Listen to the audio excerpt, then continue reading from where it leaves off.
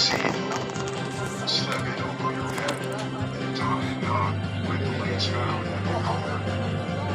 Pull the strap with the sides of the jacket and loop it once around your back. Securing the strap, tie the knot to the loop at the front of the jacket. There are 2 exit doors located in the front and the back of the boat, and 2 life buoys at the back of the boat. Passengers should also be reminded that smoking is not allowed on board. Please do not dispose any rubbish into the river. If assistance is required, please contact our crew members. Thank you for traveling in the Singapore River Cruise. We wish you a pleasant journey.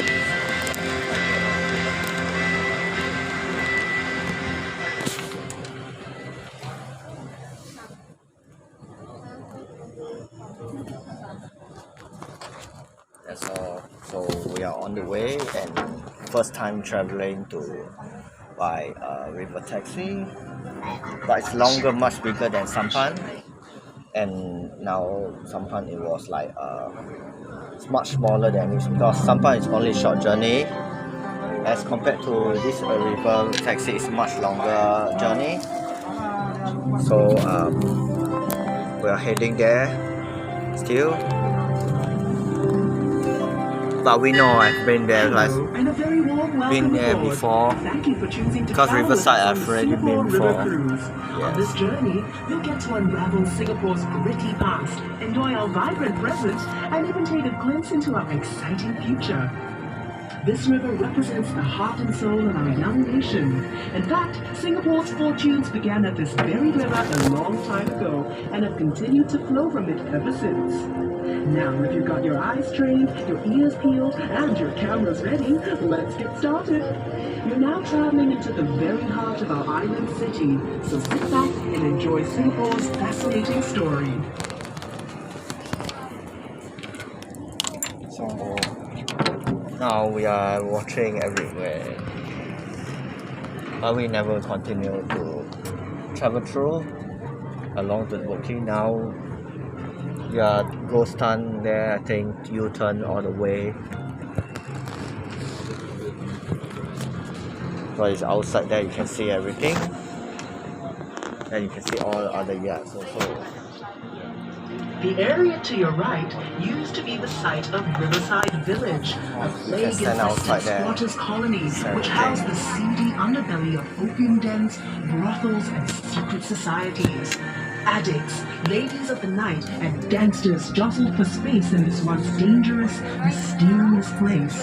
But today, the building Riverside Point sits on the historical foundations of that notorious village.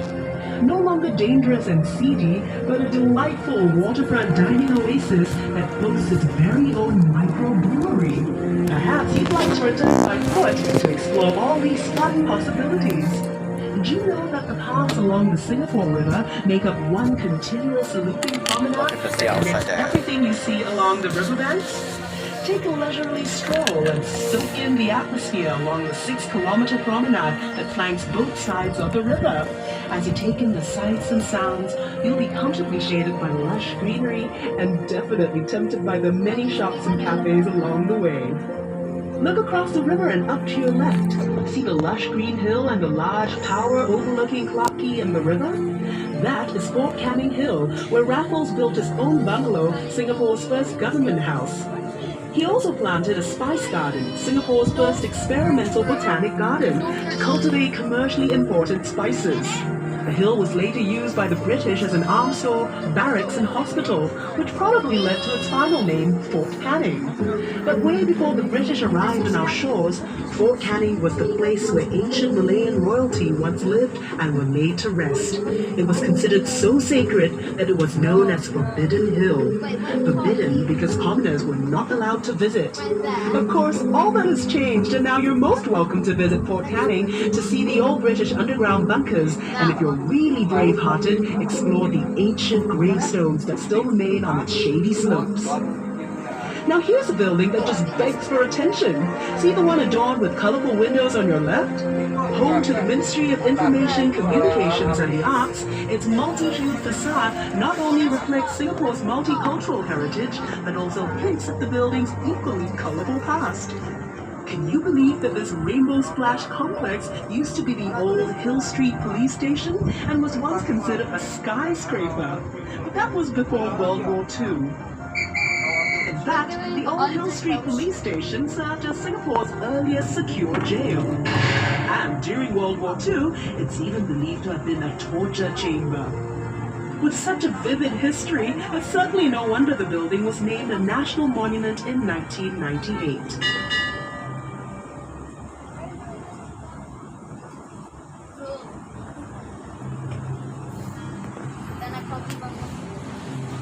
So we are coming to the next place. We are traveling, entering to almost to Raffles Place. So it takes 5-10 minutes to reach. So we are on the way there now at around Riverwalk area. So it's heading soon as possible.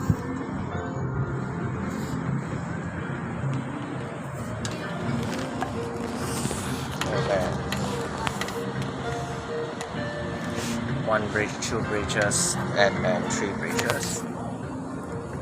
The third bridge is over here.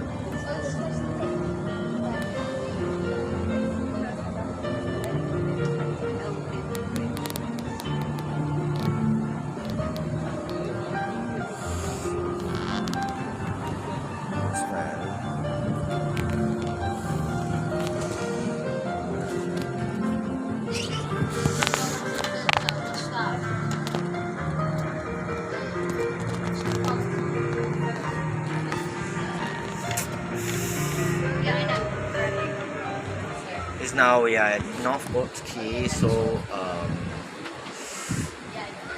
we are coming to this big areas which is located at around Raffles Place. So it takes about 10 to 15 minutes circling around this area.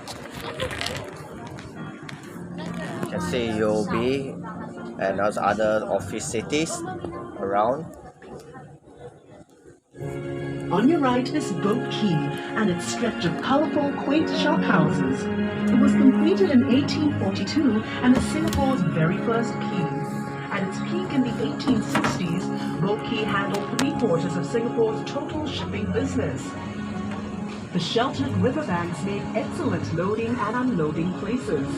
Back then, the whole river was chock-a-block with thousands of boats transporting a whole million of goods to be traded by the merchants who had set up shop in that row of buildings on the bank. Some of those goods included seafood, spices, and rubber. The precious cargo was shouldered across gangplanks by immigrant laborers known as coolies, whose blood, sweat, and tears formed the very backbone of our nation's rise to prosperity.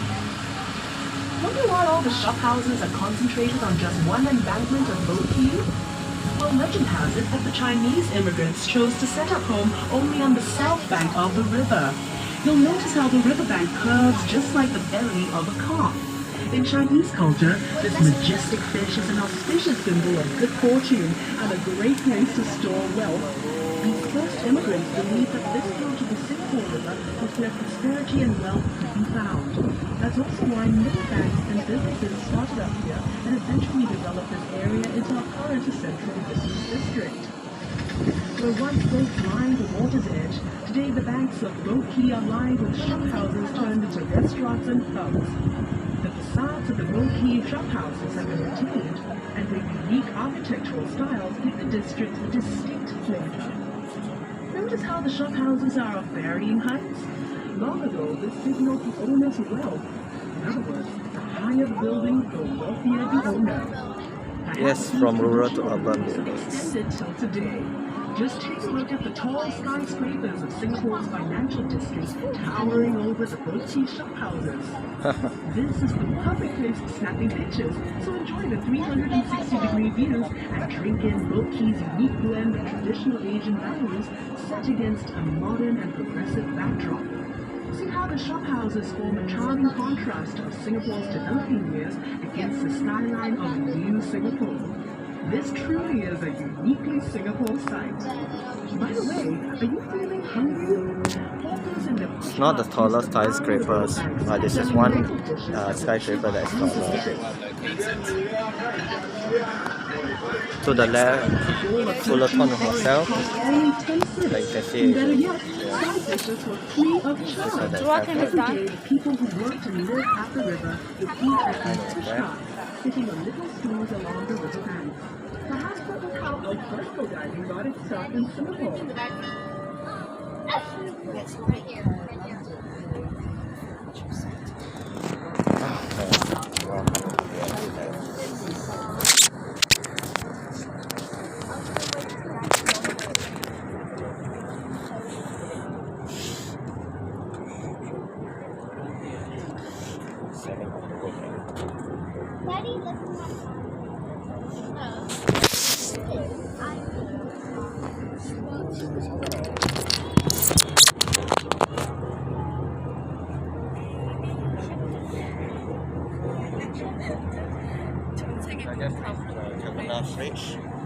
Kilometer Bridge, I think is the distance are tall. The height is like quite short, but still can travel through.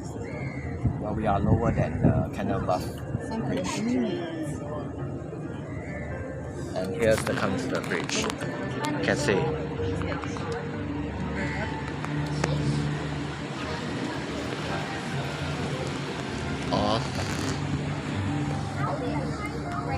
It's a Fullerton Hotel, but we never have been there before. It's quite old, quite ancient, but it's very luxurious. Very luxurious to enjoy. But one day, next time we will travel there. But we have been Marina Bay Sands before, and Sentosa, all this. And another bridge is coming here through. This is known as Anderson Bridge. It's very old, 1910.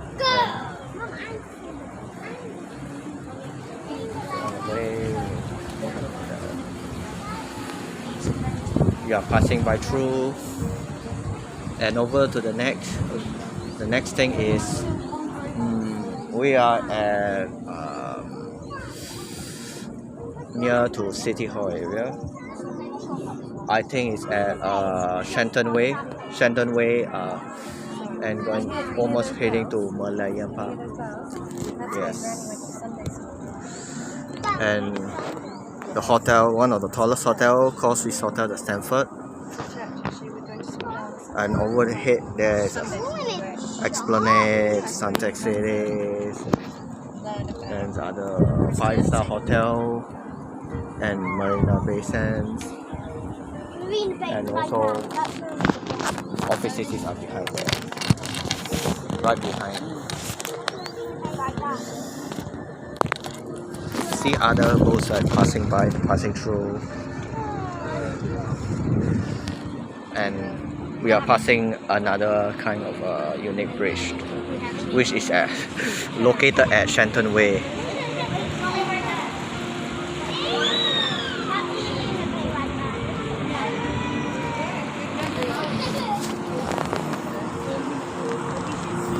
We are at like in the anime manga One Piece, like One Piece in this Netflix close.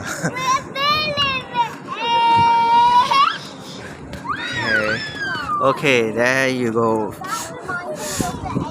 There you can see the float Marina Bay and Esplanade areas, and Those bridges located to Malayan Park. The original Malayan statue. To understand how the national emblem with the lion head and fish body resting on a crest of waves, here's a quick history lesson.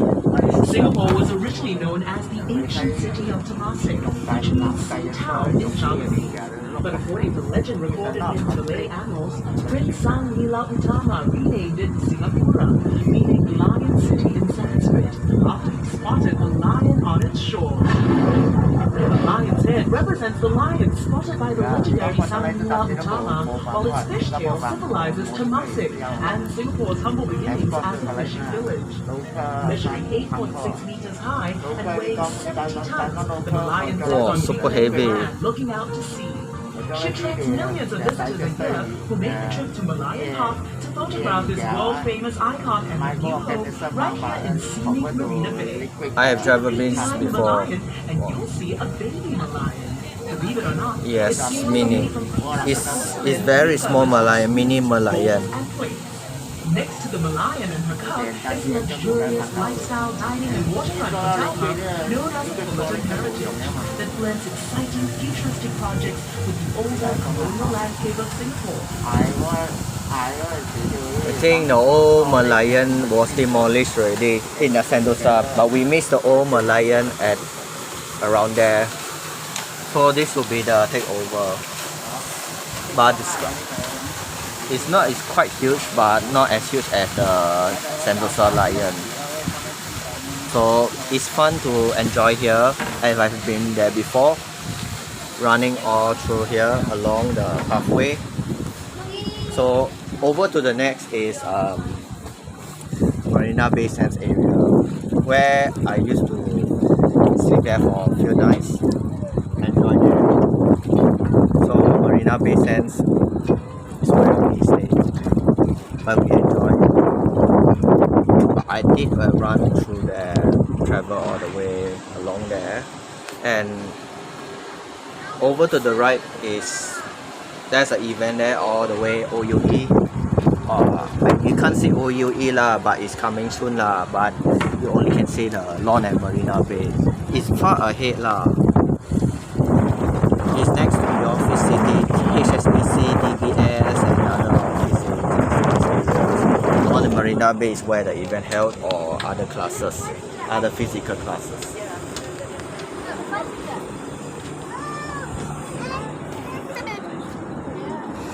It's hot weather. It's very hot weather there. Super hot. Relax here.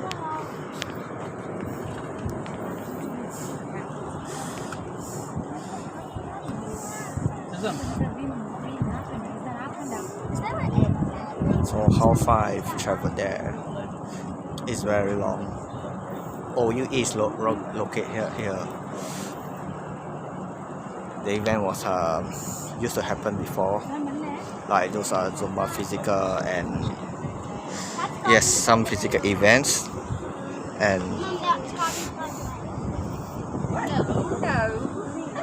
traveling one here is like Marina Bay Sands area, and over next is the Helix Bridge, but we are going ghost town all around here, through and fro and back over there. This is what Singapore is. It's a very nice city, and you can see the float Marina Bay there. Quite unique lah, but not that new. It's where Singapore they celebrate National Day Parade. To your right is Clifford Pier, which was built in 1933 as a landing point for immigrants hoping for a new future in a new land. It was also once known as Red Lamp Pier because legend has it that a red oil lamp used to hang from the pier as a comforting guide to weary seafarers. Mindful of its rich historical past as a bustling trading post and gathering place for food lovers and entertainment, You can see the Clifford rivers. Pier has been carefully conserved and now serves as the lobby of the Fullerton Bay Hotel. And beside it is Customs House, Very nice. a charming conservation building from the late 1960s, which began as the Customs Harbour Branch building, one of Singapore's earliest modern-style public buildings. A mini hotel. As Singapore's shipping and trade boomed, in the yes. control of the Singapore Customs Police, tasked with watching over one of the Yes. world's busiest harbors. Further up, you'll see the magnificent Marina Bay Financial Centre, which sits on prime waterfront real estate at the heart of Singapore's new downtown and is an expansion of the central business district. Arguably the crown jewel of Marina Bay, this purpose-built financial centre combines the best in form and function, blending office towers, luxury apartments, and retail space, making it one of the hottest places to live, play, and work, as befitting Singapore's position as a global financial, residential, and entertainment hub. It's also part of the 3.5-kilometer Marina Bay waterfront promenade, which has become a popular scenic footpath, especially since this walkway boasts several unique design features. You can look forward to an uninterrupted experiential walk or jog around the bay. Do find time to explore the promenade, which links the landmarks of this beautiful bay area, including Marina Reservoir, Marina Barrage, and Gardens by the Bay. Also located along this fascinating waterfront walk is the Marina Bay City Gallery, which showcases the story of Singapore's urban transformation and the development of Marina Bay. Don't miss its touch-activated Can't you exhibits see? and